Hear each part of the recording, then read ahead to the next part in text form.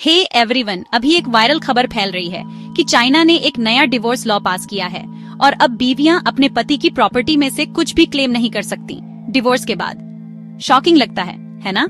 पर क्या सच में ऐसा हो रहा है? चलो शोर को कम करके फैक्ट्स पर आते हैं। सबसे पहले यहाँ जो असल में बदला है।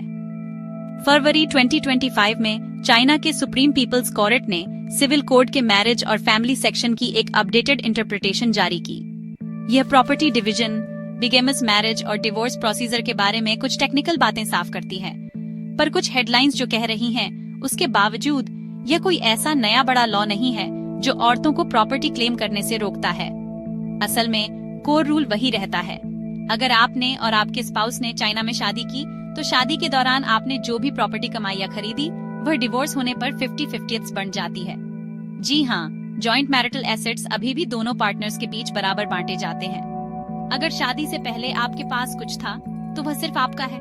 पर अगर आपने मिलकर घर खरीदा या मिलकर सेविंग्स की, तो वे आधे आधे बंटते हैं, चाहे टेक्निकली किसका नाम टाइटल पर हो। अब औरतों के अधिकारों की बात करते हैं। कुछ रिपोर्ट्स कहती हैं कि बीवियां पूरी तरह से हार जाती हैं, खासकर अगर वे स्टे एट होम मॉम थी। पर असल में 2022 में चाइना के law on the protection on women's rights and interests में एक अमेंडमेंट के बाद चीजें उल्टी दिशा में चली गईं। अब लॉ में दोनों पार्टीज को डिवोर्स के दौरान अपनी एसेट्स पूरी तरह से बताने की जरूरत है। अगर कोई प्रॉपर्टी छिपाने की कोशिश करता है, तो उसे कम शेयर मिल सकता है या फिर कुछ भी नहीं। तो अगर किसी बीवी ने परिवार की देखभाल के लिए अपना करियर छोड़ दिया, तो उसे फाइनेंशियल कंपनसेशन मिल सकता है, भले ही उसका नाम डीड या बैंक अकाउंट पर ना हो। तो इतनी कंफ्यूजन क्यों है? खैर, चाइना में डिवोर्स रेट्स बढ़ रहे हैं, 2022 में 43% तक। इससे गर्मागर्म बहसें हुई हैं। कुछ मर्दों को लगता है कि सिस्टम उनके लिए अनफेयर है और वायरल पोस्ट्स फैक्ट्स को तोड़ मरोड़ कर पेश कर रही हैं। पर कानून के तहत मर्द और औरत दोनों को अभी भी उन एसेट्स का फेयर शेयर पाने का अधिकार है जो उन्होंने मिलकर बनाए थे। इंडिया का क्या? लोग सोच रहे हैं कि क्या इस तरह का कानून यहाँ आ सकता है? पर अभी के लिए Indian law Hindu marriage act और दूसरे कानूनों के तहत बीवियों को कुछ प्रॉपर्टी राइट्स देता है। तो ऐसे किसी बदलाव के कोई संकेत नहीं है।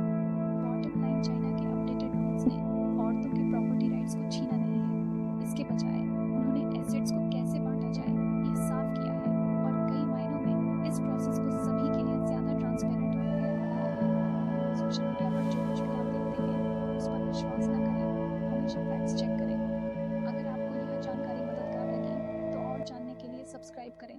अगली बार मिलते हैं।